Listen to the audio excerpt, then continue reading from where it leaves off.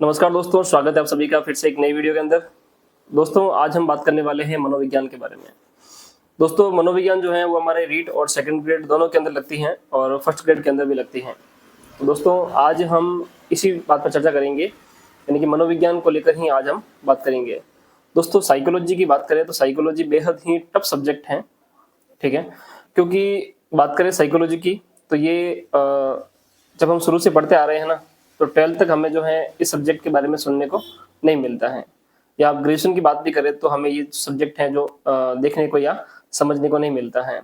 हम जब रीड की तैयारी कर रहे हैं तो ही हमें ये सब्जेक्ट जो है हमारे सामने आता है और सीधा सीधा यहाँ पर हमारे सिलेबस के अंदर 30 नंबर की साइकोलॉजी जुड़ी हुई है। यहाँ पर बात करें हमारे सिलेबस रीड के सिलेबस की, तो रीड का जो पेपर है हमारा वो रहता है दोस्तों 150 नंबर का।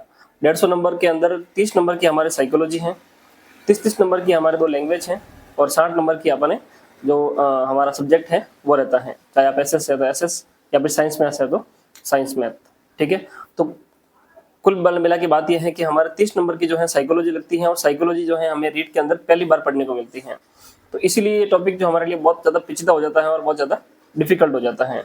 तो आज हम इसी वीडियो के माध्यम से बात करेंगे कि इस टॉपिक को किस प्रकार से पढ़ें और कौन सी बुक इसके लिए बेस्ट रहेगी ताकि हमें समझने में आसानी रहे, ठीक है। तो इस पर बात करते हैं। देखिए दोस्तों, मैंने रीट प्री जो है वो क्लियर कर रखा है पिछली बार, जो 2021-22 के अंदर एग्जाम हुआ था। 21 वाला तो कैंसिल हो गया था, फिर 22 के अंदर एग्जाम हुआ था, वो प्री मैंने कैंसिल क्लियर कर दिया था। और उस प्री में जो मैंने जिस बुक का सहारा लिया था और जिस बुक से मैंने पढ़ा था वो बुक बता रहा हूँ आपको, काफ़ी अच्छी बुक है और वाकई में इस बुक को पढ़ने के बाद में आपको बहुत ही आसानी हो जाएगी और साइकोलॉजी को समझने में। तो आप देख सकते हैं ये बुक है मेरे पास सिकवाल पब्लिकेशन की, सिकवाल की बुक है। आप देख सकते हैं इस बुक की स्थिति किस प्रकार की ये बुक हो चुकी है, तो आप अंदाजा लगा सकते हैं कि मैंने इस बुक को कितनी बार पढ़ा होगा।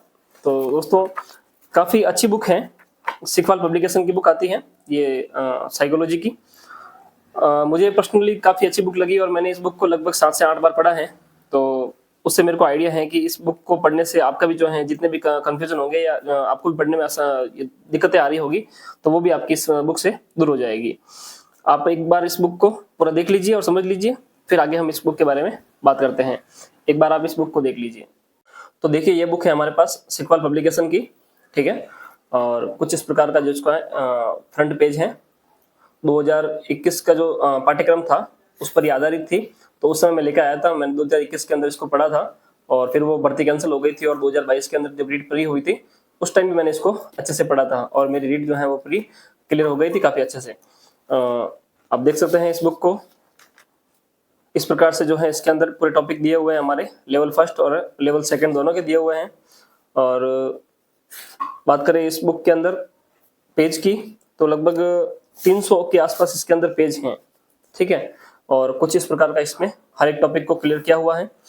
साथ ही साथ दोस्तों, मैं बात कर रहा था आपको कि इसमें जो है ना हर एक चीज को बड़े ही आसानी से और बड़े ही शानदार तरीके से समझाया हुआ है। जैसे आप देखेंगे कि यहाँ पर जो है जितनी भी मनोविज्ञान की जो अवस्थाएं रही है कि मनोविज्ञान जो है वो किस प्रकार किस अवस्था में रहा था, उसकी यहाँ पर देखिए एक छोटी छोटी ट्रिक लगा कर रखी है इन्होंने। छोटी ट्रिक, आम को चाव से खाते हैं, यानी कि सबसे पहले आत्मा का विज्ञान आया, फिर मन और मस्तिष्क का विज्ञान आया, फिर चेतना का विज्ञान आया और फिर अंत में जो हम पढ़ रहे हैं वो है व्यवहार और अनुभूति का विज्ञान। तो इस प्रकार से जो है ये मनोविज्ञान की अवस्थाएं रही थी। तो इन्होंने जो काफी अच्छे से जो है इन चीजों को यहाँ पर दे रखा है और साथ ही साथ इन्होंने यहाँ पर एनसीईआरटी का जो सार है वो भी इसके अंदर दे रखा है।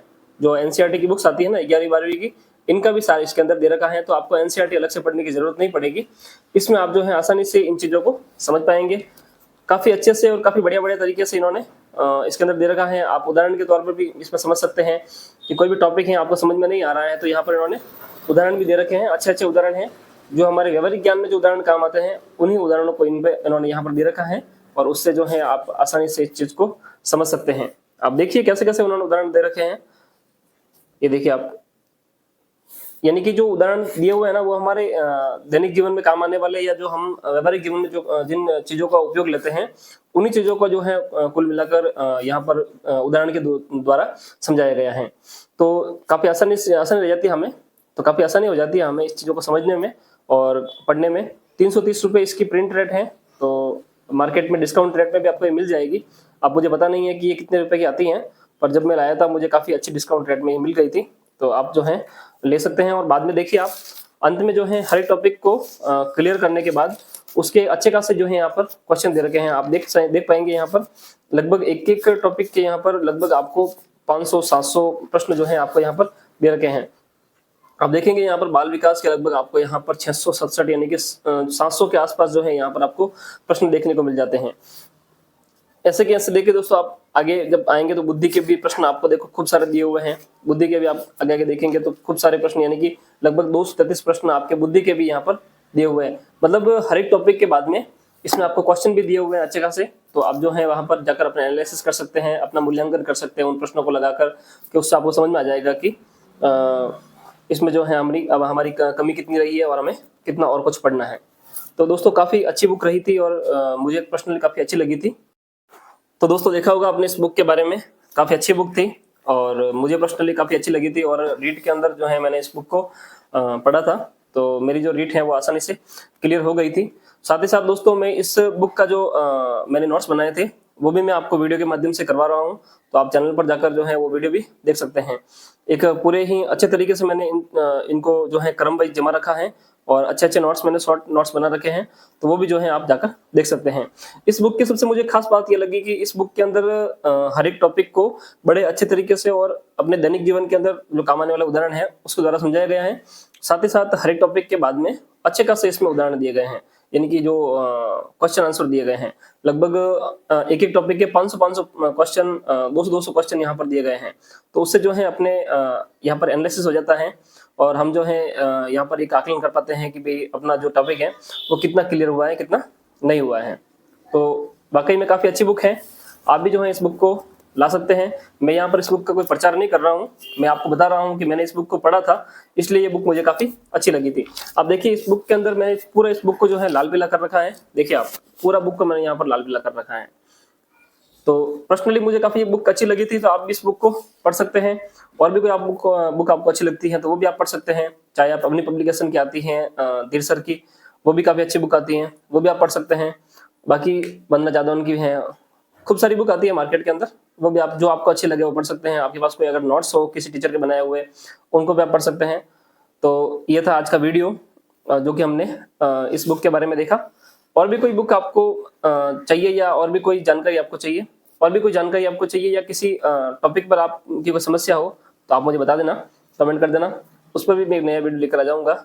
मिलते हैं एक नई वीडियो में, तब तक के लिए धन्यवाद। जय हिंद, वंदे मातरम।